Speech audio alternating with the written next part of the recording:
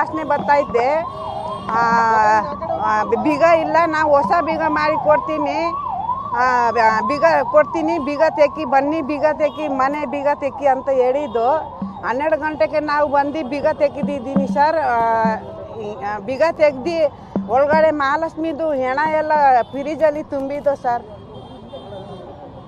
ಏನು ಕಾರಣ ಅಂತೇಳಿ ನಿಮ್ಮ ಮಗಳು ಲಾಸ್ಟ್ ಟೈಮ್ ಯಾವಾಗ ನೀವು ಭೇಟಿ ಮಾಡಿದ್ರಿ? ಅವರು ಲಾಸ್ಟ್ ನಮಗೆ ಇದು ರಾಖಿ ಹಬ್ಬ ದಿನ ಲಾಸ್ಟ್ ನೋಡಿದ್ದೆ ಸರ್. ಅವಾಗಂತ ಫೋನ್ ಸ್ವಿಚ್ ಆಫ್ ಬಂದಿದ್ದು. ಯಾರ ಮೇಲೆ ಡೌಟ್ ಇದೆಯಾ, ಯಾರು ಮಾಡಿದ್ದಾರೆ ಏನು ಅಂತ?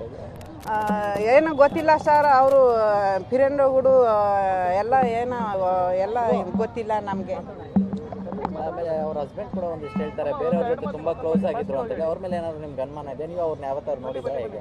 ಏನೋ ಸರ್, ಅವ್ರು ಆಗಿರ್ಬೋದು. ನಾನು ಹೋಗ್ತಾಗಿಲ್ಲ, ಬರ್ತಾಗಿಲ್ಲ ಇಲ್ಲಿ ಜಾಸ್ತಿ. ಅವರು ಮನೆ ತವ ನಾನು ಬಂದಿಲ್ಲ, ಅವರು ಬರ್ತಿಗಿಲ್ಲ ಮನೆಗಡಕ್ಕೆ. ಅವರು ಮನೆ ಓನರಿಗೆ ಫೋನ್ ಮಾಡಿದ್ದು ಸರ್ ನಮಗೆ. ನಿಮ್ಮ ಮನೆಯಲ್ಲಿ ನಮಗೆ ಮಹಾಲಕ್ಷ್ಮಿದು ಮನೆ ಓನರ್ ಇದ್ದಾರಲ್ಲ, ಅವರು ಫೋನ್ ಮಾಡಿದ್ದು ನಮಗೆ. ನೀವು ಎಲ್ಲಿರೋದಮ್ಮ ಬೆಂಗಳೂರಲ್ಲಿ? ನಾವು ನೆಲಮಂಗಲ ಸರ್. ನಿಮ್ಮ ಹೆಸರು ಹೇಳ್ಬಿಡಿ. ಮೀನಾ ರಾಣಾ.